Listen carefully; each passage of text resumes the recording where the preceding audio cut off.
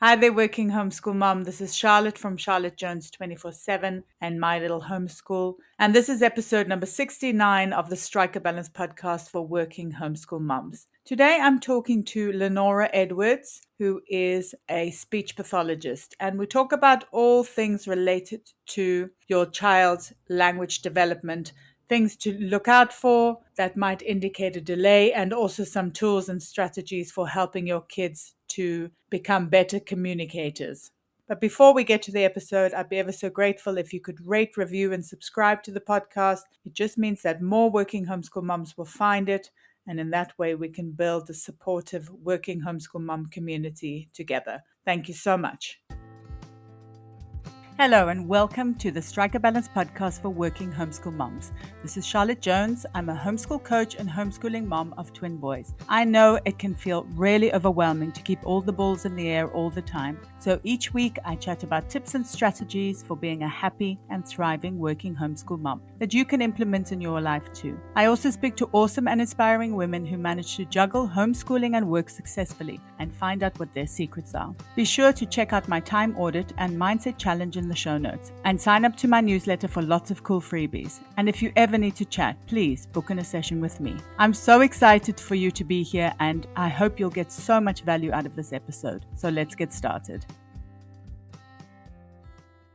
Are you looking for a new math curriculum? Well, I'm thrilled to introduce our favorite math curriculum to you. CTC Math specializes in providing online video tutorials that take a multi-sensory approach to learning.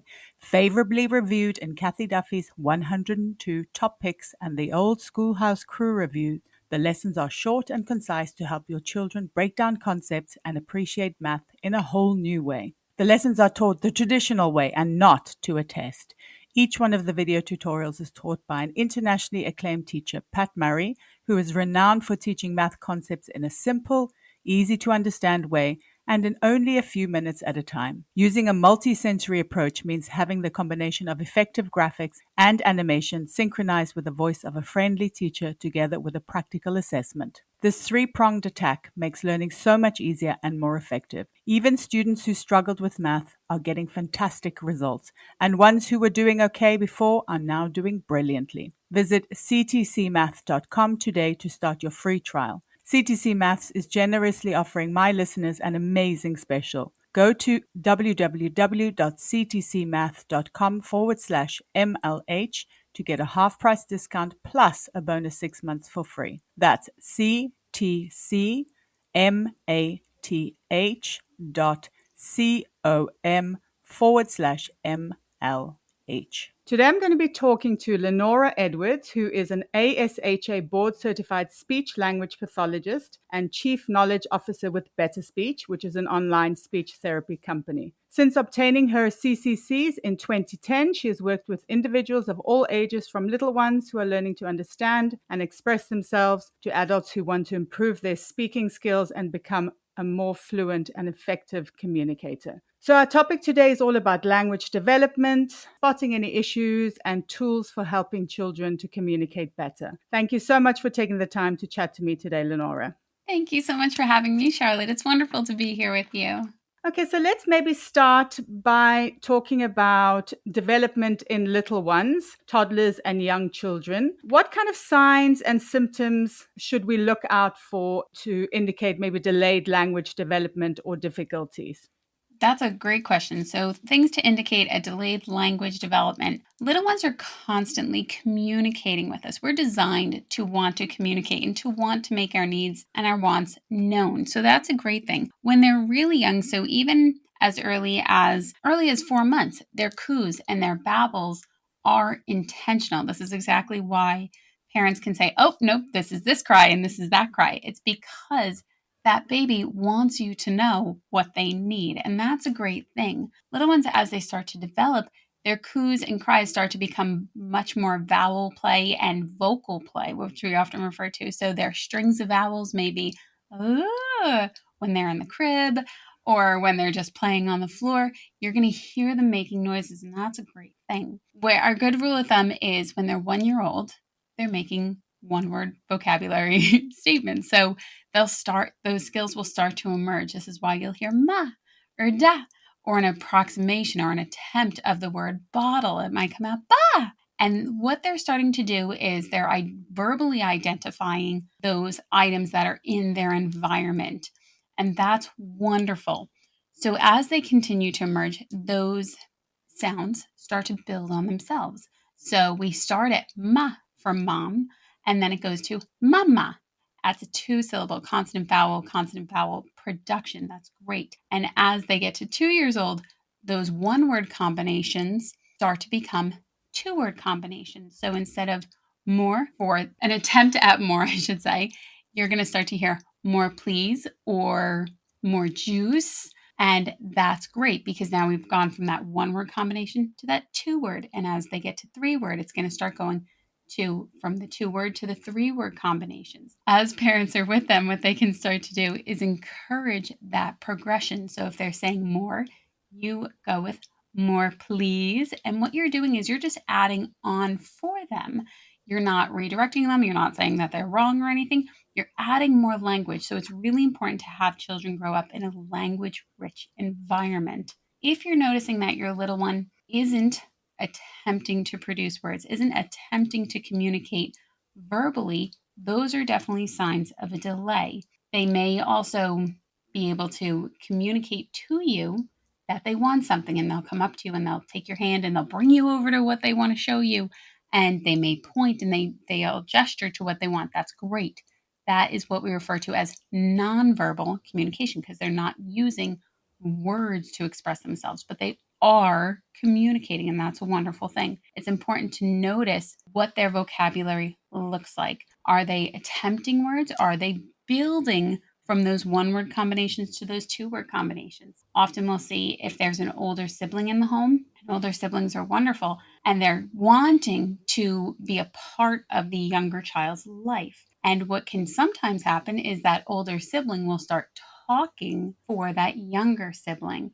And when the younger one understands, my sibling is talking for me, I don't need to do anything, they will not attempt to communicate, as in they don't have any responsibility to actually verbalize what they want because somebody else is already doing it for them. Also, when it comes to we especially as caregivers, we are doing our best to anticipate the wants and needs of others around us, especially our younger ones, especially to avoid meltdowns. But in that doing so, when we're anticipating, we're also possibly taking away the opportunity for them to speak and express themselves.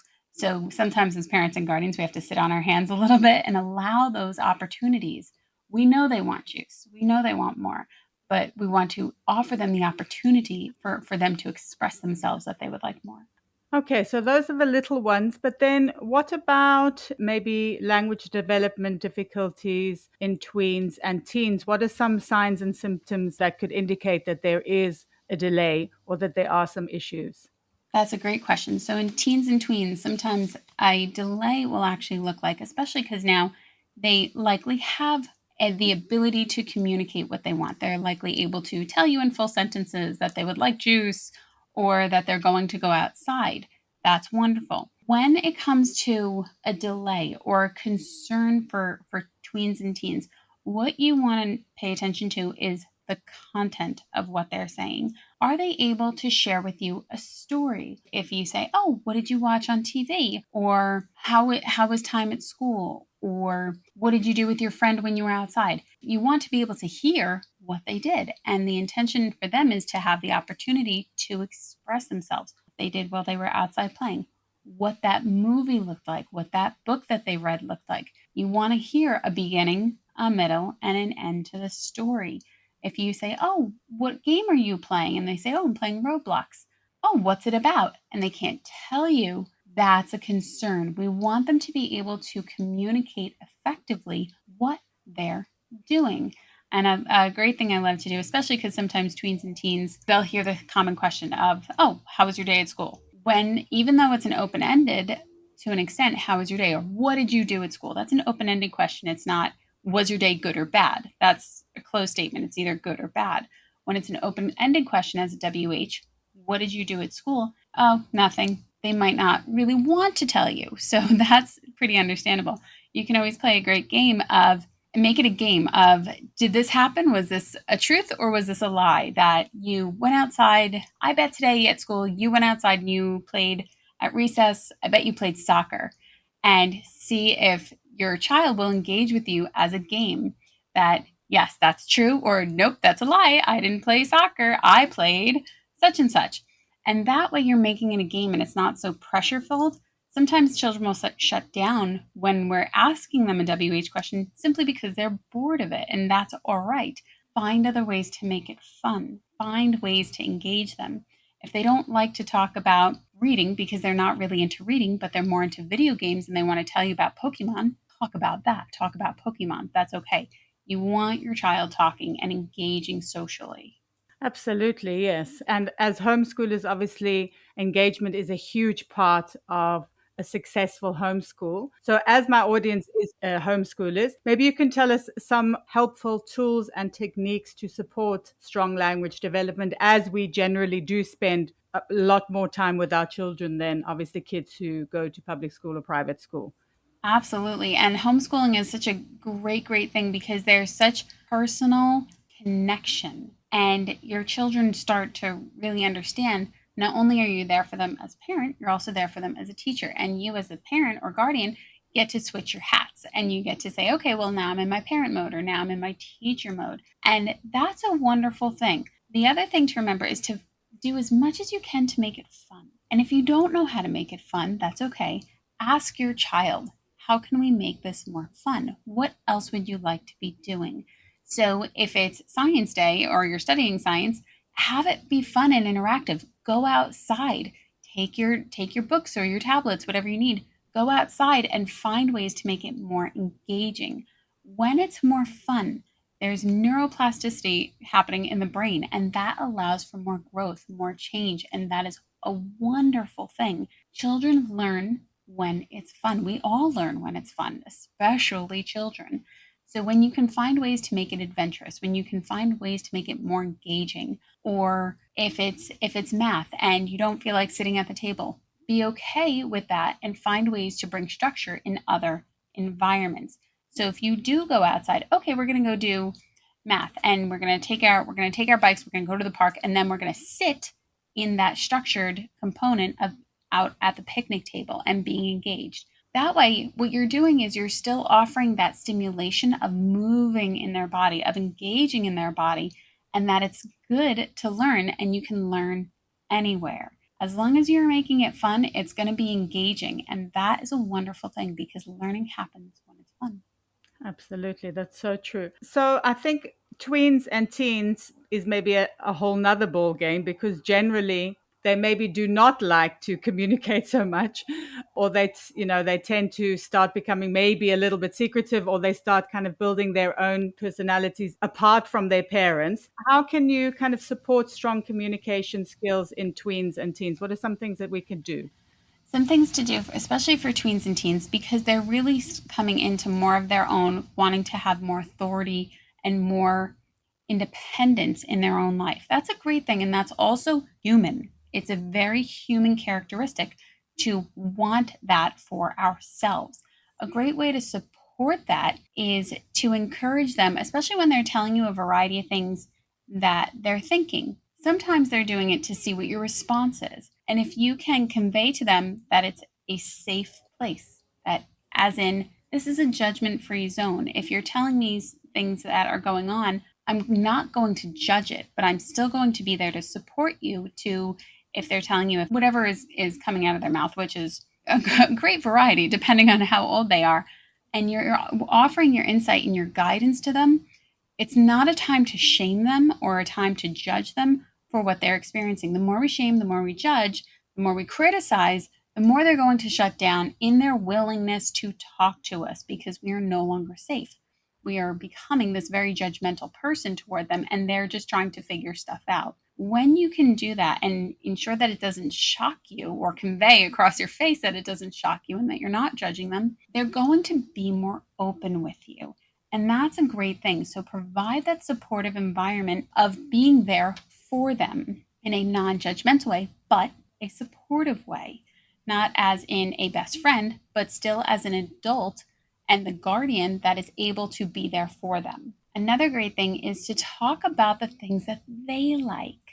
If they are engaged in video games, if they like a certain kind of movie, whether it be Star Wars or Harry Potter, whatever it is, and it's not your favorite thing, that's okay. It's not about you at that point. It's about them. It's about your connection with your child wherever they are in life.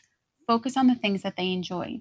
When you can talk to them about the things that they enjoy, you're building that strong connection of being present in the moment, of having an interest in what they enjoy.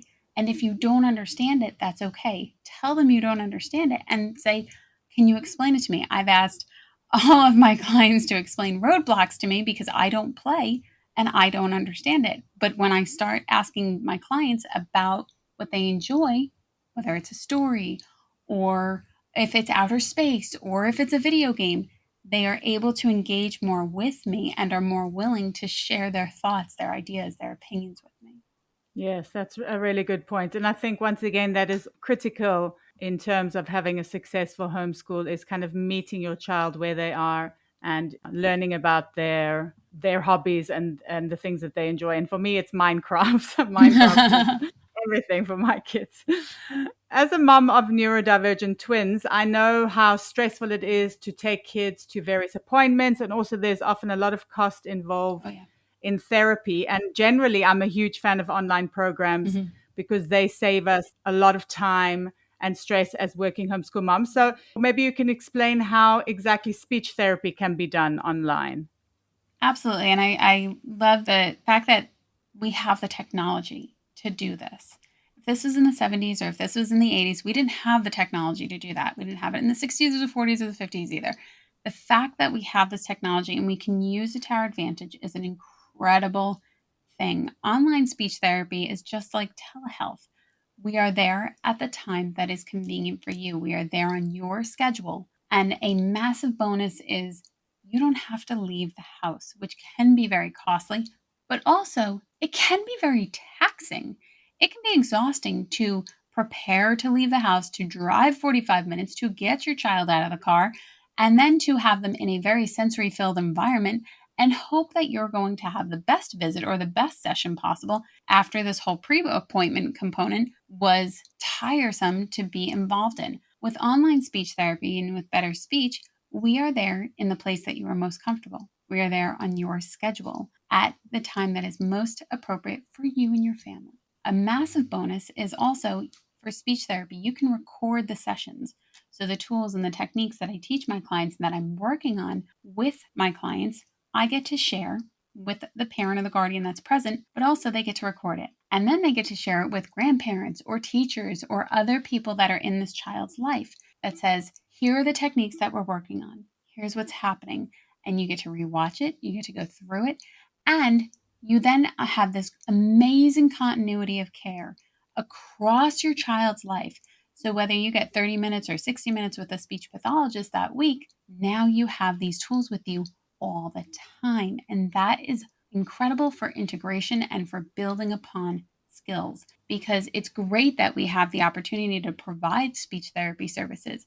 It's even better when there's carryover, or then there's that continuity of care that ensures the individuals that are in the client's life or the child's life, that they are implementing them also. And even a greater bonus than that, when we're in your home on Zoom, we are in the space that your child is most comfortable. They are also with the people that they are most comfortable and with the toys that they are most comfortable. That is setting our children up for success.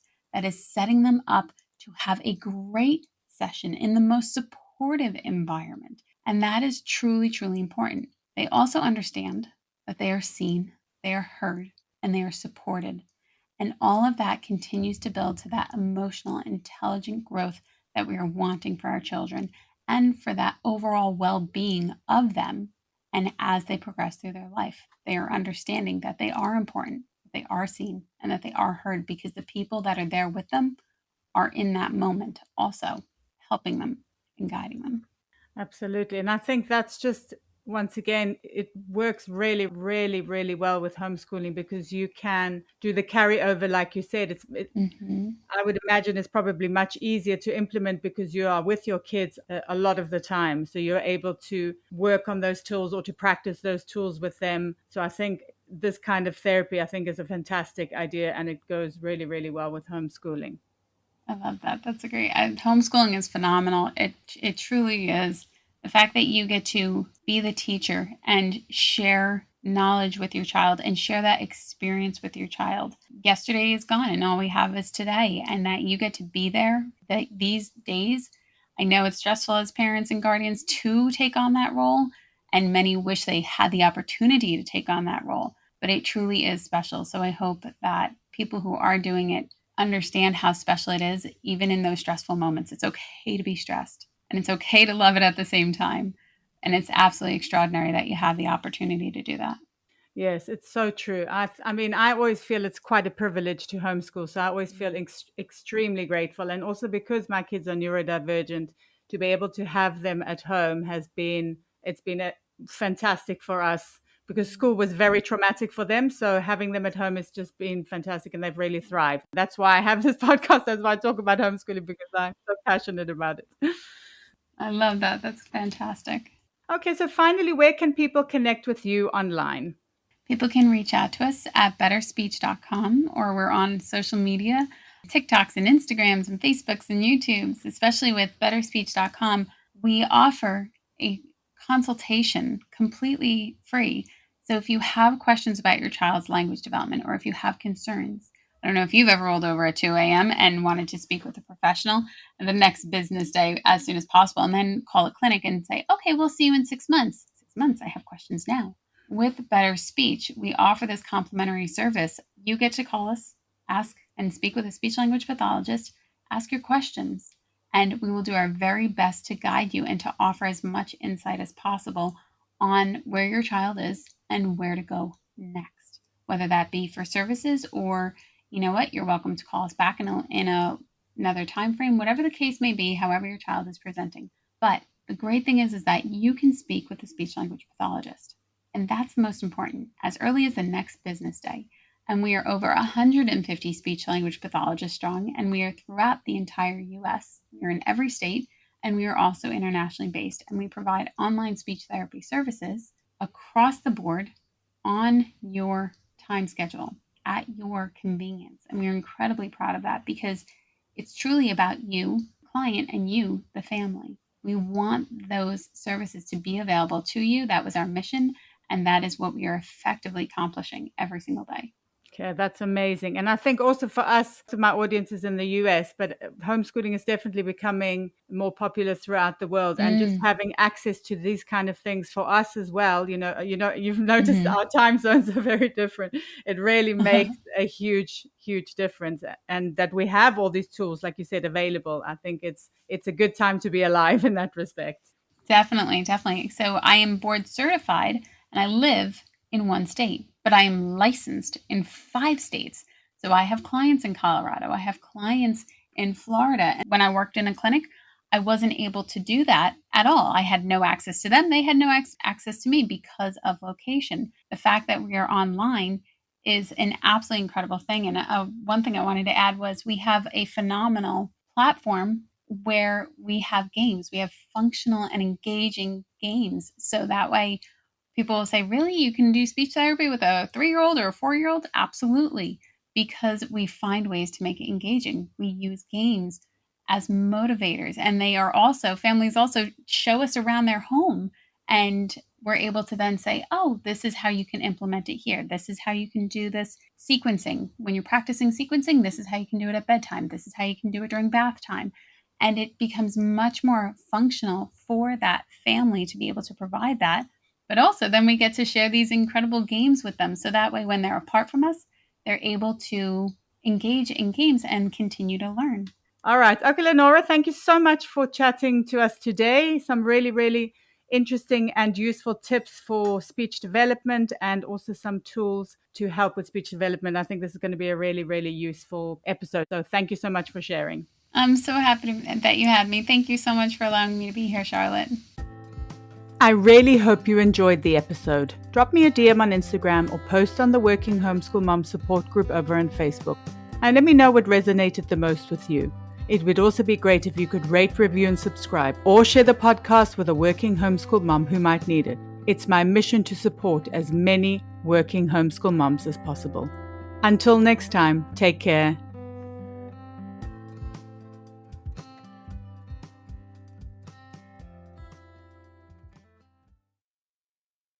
Hi there, Working Homeschool Mom. This is Charlotte from Charlotte Jones 24/7 and My Little Homeschool. And this is episode number 69 of the Strike a Balance podcast for Working Homeschool Moms. Today I'm talking to Lenora Edwards, who is a speech